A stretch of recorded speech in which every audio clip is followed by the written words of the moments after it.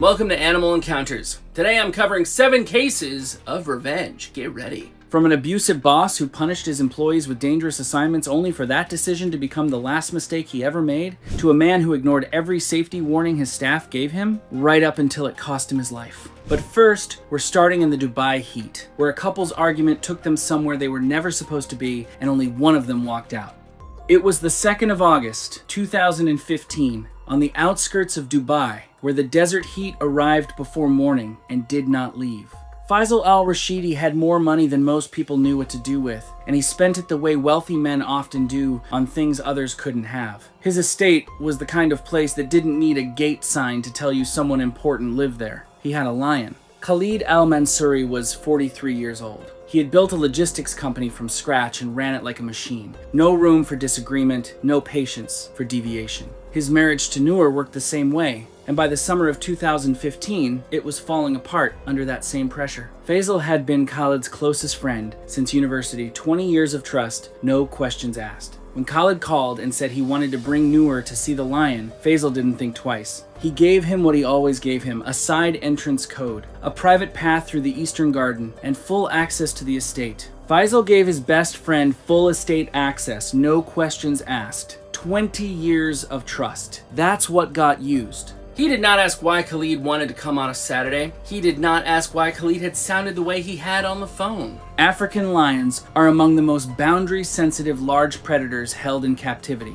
Adult males regularly exceed 450 pounds. The enclosure on Faisal's property had been built to specification, with a single reinforced entry gate on the southern face and viewing space set back behind a secondary barrier. It was not a public facility. Access was controlled by the owner and a small staff of 3. Khalid and Noor arrived in the late afternoon. Witnesses on the property, a gardener working near the eastern wall, and a household employee crossing the courtyard later described raised voices following the couple along the path. The argument had not paused between the car and the enclosure. The argument followed them from the car all the way to the gate. At some point, this stopped being a fight and became something else. There's a reason people say a couple's quarrel is like fire and dry straw. It doesn't stay where it started. And by the time they reached the lion's enclosure, it had already gone too far. At the gate, Khalid stopped. Noor was standing slightly ahead of him, closer to the enclosure door. What happened next took only seconds. Khalid reached past her, used the access code Faisal had given him years ago for exactly this kind of trusted visit, and pushed the gate open. Then he shoved Noor through it. She stumbled forward into the enclosure. The lion rose from the far end and began crossing toward her. The gardener heard Noor scream and ran for the main house. Faisal reached the enclosure within 2 minutes. His staff had already activated the emergency separation panel, desperately trying to pull the animal back toward the feeding corridor. It wasn't enough. What makes this worse is that the lion didn't do anything unusual. It just did what a lion does. Khalid knew that. They did not reach her in time. Emergency response arrived within minutes. The injuries were not survivable. Khalid had not moved from the gate. He was still standing at the threshold when Faisal's security arrived. He did not attempt to enter. He did not attempt to leave. He didn't run, didn't try to help, just stood at the gate. That detail alone tells you everything about what this was. He was arrested before the ambulance cleared the front gate. Faisal al-Rashidi later told investigators that he had provided access in good faith. What destroys me is that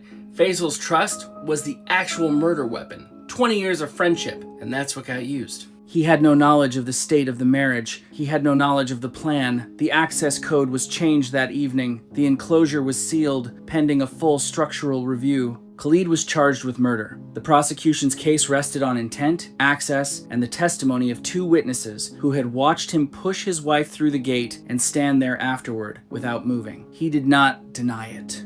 But this all happened because of one argument, which could have been ignored. But the next story involves a man with authority, an employee he had no respect for, and a corridor that only one of them was meant to survive. It was the 11th of February, 2020, at a working elephant camp in the hill country of northern Thailand. The morning came in humid and close, the kind of heat that sits on you from first light and doesn't move. The camp had been running supervised elephant experiences for tourists for over a decade. Corridors, feeding stations, staging areas, all of it worn smooth from years of daily use. Somchai Ratanakosin was 52 years old. He had arrived in Thailand's tourism sector 8 years earlier, following the sale of a property business, and eventually acquired controlling interest in the camp. Somchai had no animal handling background whatsoever. He bought his way in and then acted like experience was optional. Former employees described a consistent pattern. Newer staff were assigned progressively higher risk tasks. Confrontations were conducted publicly, and any resistance was treated as cause for further pressure. Niran Chayo, 29, had joined the camp 4 months earlier with no prior elephant experience. After a disagreement with Somchai over client routing, he'd been pushed into increasingly dangerous duties. But those months in the corridors had taught him two things: exactly how the restraint systems worked and exactly how Somchai moved. On the morning of February 11th, Somchai brought Niran into the loading corridor used for transitioning elephants between the feeding pen and the training stage area. A large bull elephant was being prepared for a routine movement cycle. The corridor was approximately 8 feet wide with a single exit at the far end. Adult bull elephants in Asia regularly weigh between 8 and 10,000 pounds. They're highly sensitive to stress, noise, restricted movement, agitated people nearby. In a confined space, a working elephant can go from calm to full resistance within seconds, and the restraint hardware simply isn't built to hold that. That morning, before Somchai arrived, Niran had been alone with the animal for several minutes during preparation. A post-incident inspection would later note that the tether anchor connection had shown signs of having been partially worked loose, whether by the animal or by interference. The report could not conclusively determine. Niran said nothing about it when Somchai entered the corridor. The anchor showed signs of being worked loose. The report couldn't determine the cause. That line should make you stop and reread it. The elephant was secured at a forward post with a leg chain and neck tether. Within 2 minutes, the animal began showing agitation signals, lateral weight shifting, ear flaring, and a drawn-in trunk posture consistent with pre-escalation behavior. The tether anchor point separated from the post during a forward surge. The remaining restraint failed within the same movement. The elephant drove forward into the open corridor. Niran dropped and pressed against the wall behind a parked transport vehicle. The gap was sufficient. He knew it was there. That detail does something to me. This wasn't instinct or luck. This was a man who had been quietly measuring his own survival every single day while being systematically pushed toward danger. Niran knew exactly where the gap behind that vehicle was. He'd been in that corridor enough times. That's not luck, that's math. Somchai was standing in the open center of the passage with no cover within reach. The forward momentum covered the distance in under 2 seconds. The impact was direct. The follow-through was consistent with threat response behavior in a bull under acute stress, a full weight press, and sustained contact. Niran survived without injury. Somchai did not. A post-incident inspection identified 11 active safety violations, including non-compliant restraint hardware, the absence of a required dual handler protocol during large animal movement, and a corridor design with no secondary exit on the near end. The investigation noted the anchor condition but could not establish the cause. The file was closed as an industrial accident. Closed as an industrial accident. 11 active safety violations. The system looked at that and moved on. Honestly, that's almost as unsettling as the rest. Niran gave a statement, collected his final pay, and left the camp 3 days later. No charges were filed. The elephant moved when the restraint broke. The elephant needed a chain to break. The next one didn't need anything to fail. In a private reptile facility in Central Florida, the danger was already in the room before either man walked through the gate. It was the 9th of June, 2016, behind a chain link perimeter off a county route in Central Florida. The facility wasn't built to impress anyone. No signage, no visitor flow, nothing for public eyes. Just enclosures, access points, and a climate system working overtime to keep the heat manageable. Large constrictors monitor lizards, and at the far end, a reticulated python breeding section that most people outside the private collector world had no idea existed. Dale White was 46 years old. He had spent more than 20 years in the exotic reptile trade and was widely known among private collectors. Within his facility, however, employees described a different reputation. Assignments were frequently used as punishment, safety concerns were dismissed, and newer keepers often found themselves handling the most hazardous duties. 2 previous assistants had already quit within 3 months. Nobody asked why. That right there is where this story started going wrong. Cody Marsh, 24, had been at the facility 8 months. He'd raised concerns about enclosure procedures and feeding schedules and got pushed into higher risk tasks for it. 2 previous assistants had quit within 3 months. Cody stayed. He'd been watching, learning, and waiting. On the afternoon of June 22nd, Dale instructed Cody to assist with a routine inspection inside a secondary holding area connected to the primary reticulated python enclosure. The facility's written procedures required that active python sections remain separated and that a full feeding cycle be completed before any occupied maintenance work. Dale had not scheduled a feeding that week. The animal had gone 12 days without food. 12 days without food. Dale skipped the feeding schedule. Cody knew, and then Dale walked into that enclosure anyway. Reticulated pythons are the longest snakes in the world. Adult specimens regularly exceed 20 feet in length and can weigh more than 250 pounds. They are ambush constrictors that rely on stillness, heat detection, and the element of surprise. A hungry reticulated python in an enclosed space will register any warm-bodied movement within range as a feeding opportunity. They do not warn. They position, they wait, and they move when the moment aligns. The largest animal in the section, a female, 23 feet 4 inches, had been stationary near the rear partition for hours. She hadn't been visible from the access window during the morning check. Cody knew that. He'd done the morning check himself. What Cody also knew was that Dale always moved to the rear of an enclosure first. It was a habit. Dale liked to demonstrate that he wasn't afraid. That habit is what gets me. Dale performed confidence so consistently in the same way every single time, and I think he genuinely believed it made him look powerful. Cody knew Dale's habit always moved to the rear first. He'd watched him do it enough times to count on it. Think about that for a second. Dale moved toward the rear of the holding area. Cody positioned himself near the access gate. The python had repositioned behind a substrate barrier near the rear wall. Dale did not see her until he was within range. She did not give him time to process it. Cody exited through the access gate and secured it behind him. He walked to the staff station and reported an emergency. By the time additional personnel entered the enclosure, Dale had sustained injuries consistent with full constriction engagement from an animal of that size. He was transported to a regional trauma center and died that evening. The python was unharmed and was later transferred to a licensed exotic animal facility. A subsequent investigation found multiple safety violations,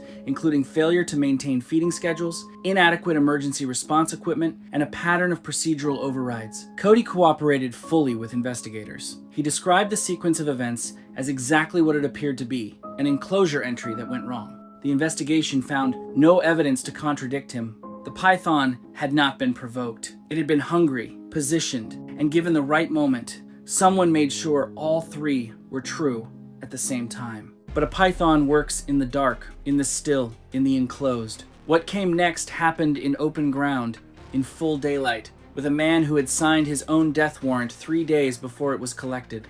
It was the 2nd of September, 2013, on a privately operated wildlife reserve in South Africa's northern bushveld. The dry season light fell flat and copper across the open grass by mid-morning, making the ground look emptier than it was. The reserve was a mixed species property, reinforced barriers, holding areas, observation zones, practical infrastructure, built for animal management, not appearances. Peter Van Rooyen was 58 years old.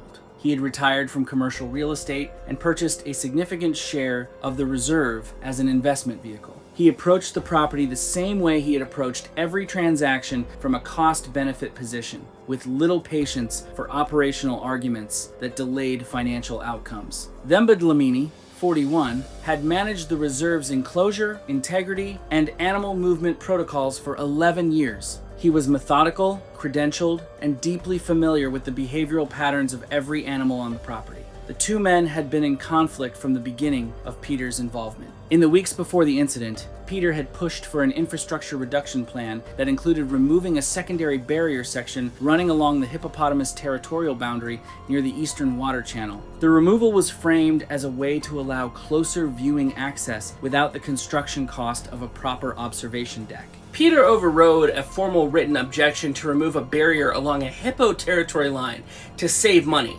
That's the part that gets me. Themba submitted a formal written objection. Peter's authorization overrode it. The barrier section was removed 3 days before the incident. What Themba did next was almost invisible. Protocol required warning stakes along the new open boundary. He placed them. Then, the evening before Peter's survey walk, he removed them and logged it as routine equipment rotation. Nothing in the record contradicted him. Themba placed the warning stakes exactly as protocol required, then removed them the night before and logged it as routine. That's not panic, that's patience. The following morning, Peter conducted his survey of the newly opened viewing zone. Themba walked with him to the boundary edge, then indicated he needed to check a fence post approximately 30 yards to the left, positioning himself near the only solid cover structure in the area. Hippos are the third largest land animal on Earth and among the most dangerous. Adult males exceed 3,000 pounds and can charge at 18 miles per hour over short distances. They're fiercely territorial along water boundaries and will move without warning. Unlike most large animals, hippos don't bluff. When they charge, they don't stop. A hippo doesn't bluff. Themba had worked at that reserve for 11 years. He knew exactly what would happen and exactly how long it would take. The hippo rose from the channel and began moving toward the open zone. Themba, already beside the cover structure, stepped behind it. Peter was standing on the open survey ground with no accessible cover within the time available. The charge covered 60 yards in under 12 seconds. Themba reached cover. Peter was struck directly in the open field. Emergency response from the reverse arrived within minutes. The injuries were not survivable. The reserve reinstated the full barrier system within 48 hours. A provincial wildlife inspector's report documented that the barrier removal had been executed without proper regulatory authorization and that the formal written objection had been overridden without independent review. The warning stakes were never mentioned in any official report. Themba had already replaced them by the time investigators walked the boundary line. The hippo returned to the channel and did not leave it again that day. It had detected an intrusion in open space within its territorial range and responded accordingly. The conditions that made that possible had been carefully arranged. A hippo charges because something entered its world uninvited. The next predator didn't need open ground or territorial instinct. It needed 18 inches of dock, a crocodile that hadn't moved in hours, and one crate placed slightly closer to the waterline than it had been before. It was the 17th of April, 2017, along a tidal channel in northern Australia's coastal wetlands. The wet season had pulled back, leaving the river channel's slow and murky water so still it gave nothing away about what moved beneath. A small fishing lodge ran guided day trips and overnight charters along one of these channels, with timber boardwalk docks extending down to water level, the lowest sections sitting no more than 18 inches above the surface. Brett Callahan was 38 years old. He had been guiding and coordinating dock operations at the lodge for 6 years, and had a reputation among staff for managing through strategic inconvenience. He controlled shift assignments, controlled access to the better-paying client rotations, and used both as leverage in ongoing disputes with junior staff. Damo Wynn, 26, had joined the operation as a dock assistant 2 months before the incident. The two had been in ongoing conflict over shift distribution and a payment disagreement that had escalated in the week prior. Damo had spent those 2 months learning the channel. He knew the tides, the movement patterns, the territorial markers posted by wildlife management. He knew exactly what lived beneath the lower dock and approximately when it fed. Following a confrontation on the morning of April 28th, Brett directed Damo to remain at the isolated lower dock section, a section the regular crew avoided because it sat directly adjacent to a documented crocodile territory marker. Damo went without argument. Brett assigned Damo to the one dock section the regular crew specifically avoided, and thought nothing of it. He spent the afternoon doing exactly what he had been assigned to do. He also moved the equipment storage crate that Brett would need, the one Brett always came to collect himself at the end of the day, from the mid-dock position to the very end of the lower section, flush against the waterline edge. Damo spent the afternoon doing his assigned work. He also moved one crate 6 feet closer to the waterline. That's all it took. Brett returned to the lower dock section later that afternoon to retrieve the equipment. Saltwater crocodiles are the largest living reptiles on Earth. Adult males in northern Australia regularly reach 14 to 17 feet and exceed 1,200 pounds. They hunt by staying completely still beneath the surface, invisible in murky water for as long as it takes. When something disturbs the surface within strike range, they launch upward with no warning movement. For someone crouching at a dock edge, the response window is under 1 second. A saltwater crocodile under a dock can be invisible. Murky water, total stillness. Brett had no idea what was directly below him. Brett crouched at the end of the lower dock over the waterline, reaching for the equipment crate. Damo had already moved to the elevated walkway section 40 feet behind him. The crocodile launched from beneath the dock surface. Damo retreated onto the boardwalk and reached the raised bank. He raised the alarm at the main lodge. A recovery operation conducted over the following 2 days located partial remains approximately 140 yards downstream. The crocodile was later estimated at 15 feet and 2 inches by wildlife officers and was captured and euthanized. The equipment crate was recovered intact from the lower dock. No one documented that it had been moved. Damo said he had left it where Brett had last placed it. There was no one to say otherwise. The crocodile had identified a disturbance at the surface over inhabited water and responded accordingly. The only thing that changed that afternoon was where a crate was sitting. Some animals give you a second to understand what's happening. The leopard in Namibia did not. It had been telling anyone who would listen for days, and only one person in that reserve was actually listening. It was the 20th of July, 2016, on a private predator breeding reserve outside a rural settlement in Namibia's dry interior. The morning light came in low across the savanna, washing everything in that flat copper color that makes open ground look emptier than it is. The reserve ran a mix of lions, leopards, and cheetahs across several large enclosures, conservation programs on paper, investor money underneath, small staff, functional infrastructure. It wasn't built for visitors. It was built to contain things that could kill you. Christoph Haas, 37, held ownership stakes in multiple wildlife properties across southern Africa and had been pushing deeper into operational decisions despite having no formal animal management background. Amara Nakale, 27, was the reserve's veterinary technician graduate degree in wildlife medicine. Years of hands-on experience with large predators. Their relationship had broken down after Christoph repeatedly overrode her safety recommendations to impress investors.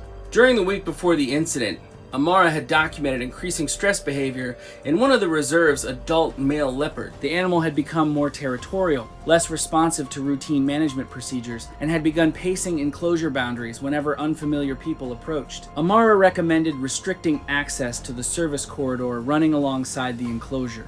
Amara documented the stress behavior, filed the recommendation, got overridden. She'd done everything right. Officially. Christoph rejected the recommendation. What Amara did next took 30 seconds. A defect in the leopard corridor's containment gate had been reported 2 months earlier, repaired, and signed off. Amara had countersigned it herself. What the log didn't record was that she'd checked that latch again the evening before, alone, during her final round. It was still weak. She said nothing. The latch had been repaired, signed off, countersigned by Amara. What the log didn't say is that she'd checked it again, alone, at night. On the afternoon of July 20th, a group of investors arrived for a property tour. Wanting to demonstrate his comfort around the animals, Christoph entered the exterior service corridor adjacent to the leopard habitat to reposition a camera. Leopards are among Africa's most adaptable large predators. Adult males exceed 150 pounds with explosive acceleration and powerful forelimbs built for close-range engagement.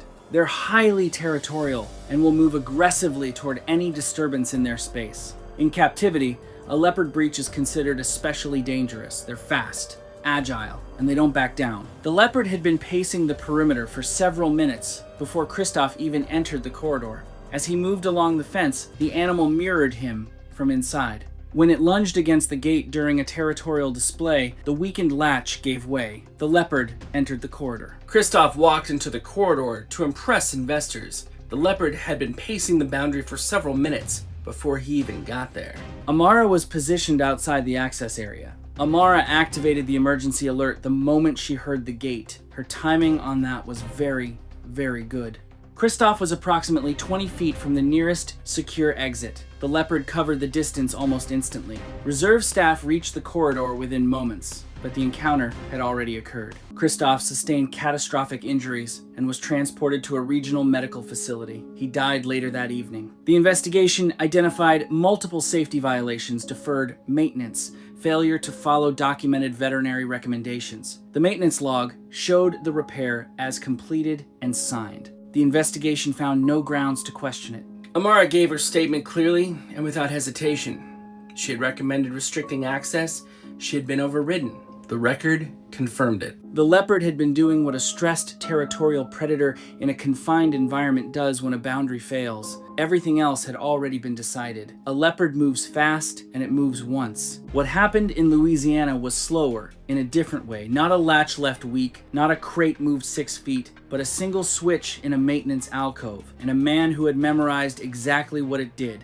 It was the 4th of November, 2014, in the low-lying scrubland of Louisiana, east of the main river systems. The late autumn had settled quietly across the property, Spanish moss hanging motionless, the ground soft from recent rainfall, the air carrying a stillness that held through the morning hours. A small, private, big cat sanctuary operated across several cleared acres, housing lions, leopards, and a pair of Siberian tigers in reinforced transfer systems and enclosed habitat structures. Clint Fontenot was 49 years old. He had founded the sanctuary 13 years earlier and expanded the operation through donations and private placement fees. His management approach was built on hierarchy and compliance. Procedural disagreements were treated not as operational input, but as insubordination. Devlin Arsenault, 22, had joined as a junior keeper 8 weeks before the incident. In the week prior, a conflict over cleaning rotation led Clint to assign Devlin to solo cleaning duty in the transfer corridor